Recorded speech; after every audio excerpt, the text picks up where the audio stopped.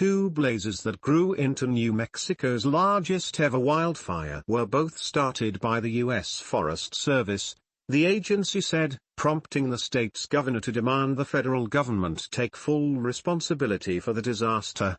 Forest Service investigators determined the Calf Canyon fire was caused by a burn pile of branches that the agency thought was out but reignited on April 19, the Santa Fe National Forest said in a statement.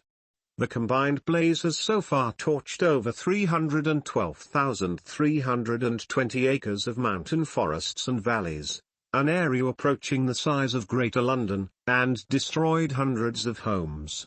Blazing a more than 40-mile-long path up the Sangre de Cristo Mountains, the fire has destroyed watersheds and forests used for centuries by Indo-Hispano farming villages and Native American communities.